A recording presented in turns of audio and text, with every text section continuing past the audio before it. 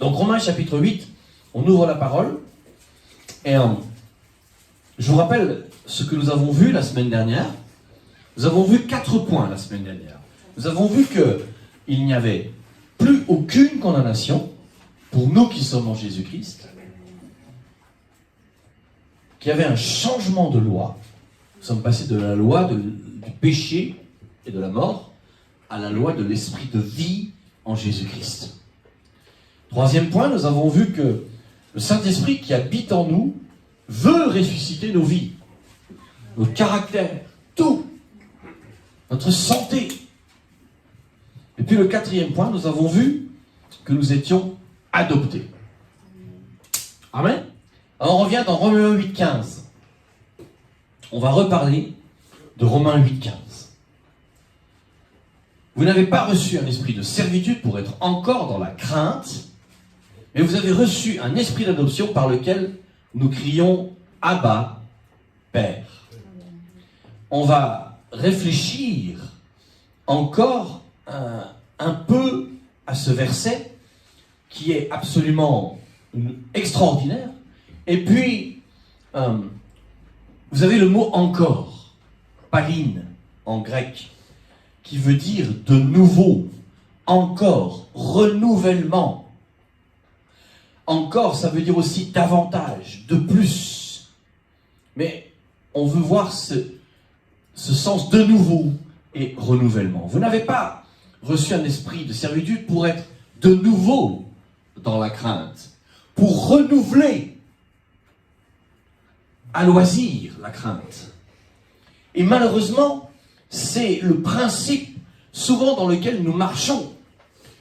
Non seulement nous sommes dans la crainte, mais nous entretenons la crainte.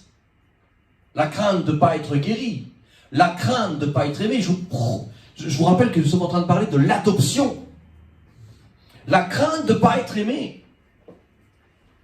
J'ai regardé un film chrétien hier, et le sujet était dramatique, puisqu'il traitait, je ne le passerai pas dans l'église, donc je peux vous le résumer, le sujet traitait d'un lycée et du comportement des jeunes entre eux, de l'exclusion de certains, et notamment d'un petit jeune qui était exclu parce qu'il boitait. On se moquait de lui, on le raillait, etc., etc. Et vous entendez très régulièrement qu'aux États-Unis, il y a des fusillades dans les campus. Et c'était le sujet qui était traité. Et une fois que le jeune est décédé, on a trouvé sur son site, il avait écrit un blog, il avait écrit il était tellement désespéré, il était tellement sûr que personne ne l'aimait, il en avait tellement assez de voir des balles où personne ne l'invitait, ou alors des matchs de basket où personne ne lui demandait de venir jouer, que sa seule solution pour que l'on se souvienne de lui, et pour qu'il existe, c'était de se donner la mort au milieu du campus, devant des centaines d'enfants. Et c'est ce qu'il a fait. Et c'est ce qu'il a fait.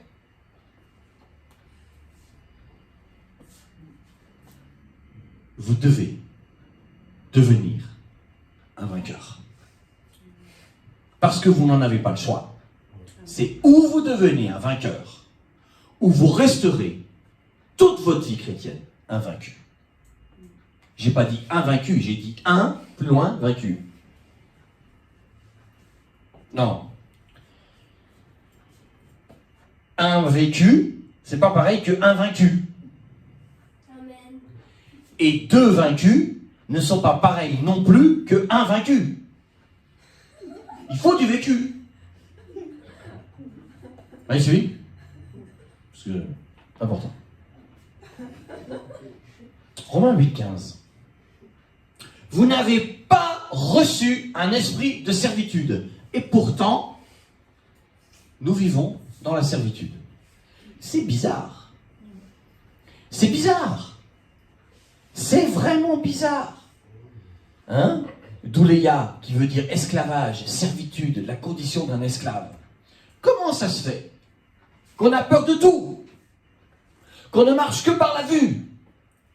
Je suis guéri parce que je vois que l'analyse me dit que ça va mieux. Si l'analyse dit, alors, ah non, je ne suis plus guéri. Ça, c'est du vécu.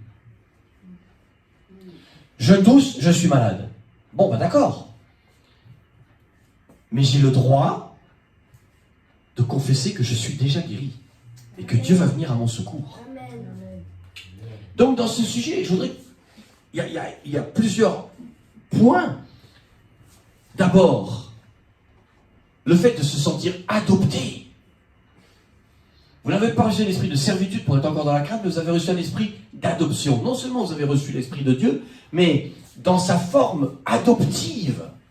Ça veut dire que Dieu a fait de vous un fils, une fille. Ça déjà c'est difficile à vivre. Mais ce que je trouve qui est absolument incroyable, c'est que de plus en plus de frères et sœurs oublient qu'ils sont fils et filles de Dieu et que par conséquent, ils ont des frères et sœurs. Parce que Dieu n'a pas qu'un fils et n'a pas qu'une fille. Donc le fait d'être adopté, non seulement me donne un père, mais des frères et sœurs. Ça veut dire que celui qui ne va pas à l'église, il ne pourra jamais vivre pleinement l'adoption, puisque c'est quand on est dans l'église, au milieu du bouillon de ceux qui ont été adoptés, que finalement, on s'aperçoit que eux aussi ont été adoptés. Ah bah oui, ah bon, ah non, eh ben voilà. Je vous avais déjà raconté cette histoire. Un jour, j'étais avec un frère qui s'appelait Michel. Il était plus haut, plus grand, plus large que moi. Et on se ressemblait pas trop. Et il voulait acheter une montre. Alors, on va voir comme ça. Et il avait fait du rugby, donc... Et il dit au vendeur, c'est mon frère, en parlant de moi. Et le vendeur lève les yeux comme ça. D'accord. Et l'autre qui lui répond, on se ressemble, hein. L'autre, il avait osé rien dire. Il avait la trouille. On se ressemble, hein.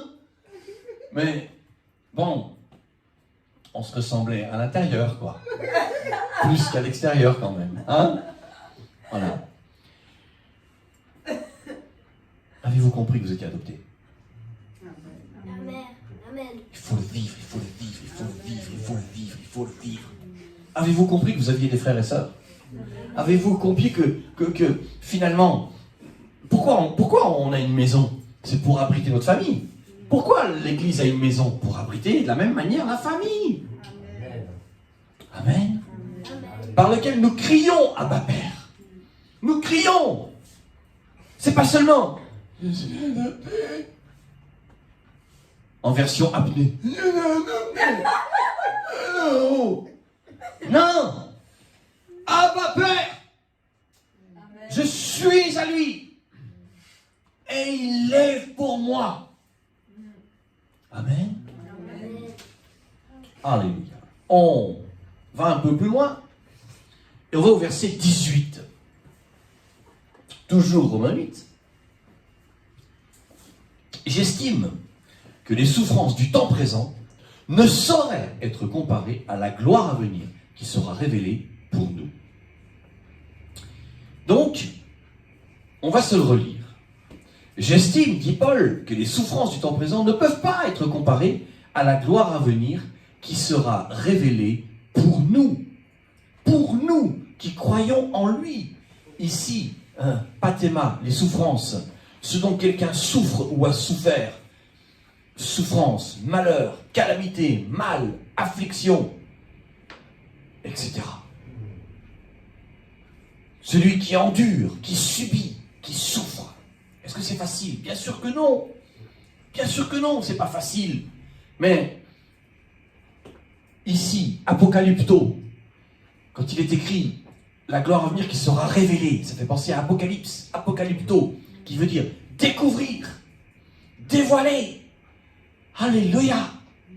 Donc, quand l'Apocalypse ira plus loin et que l'enlèvement aura eu lieu, on va découvrir combien on a été aimé. On va découvrir combien ça valait la peine de souffrir.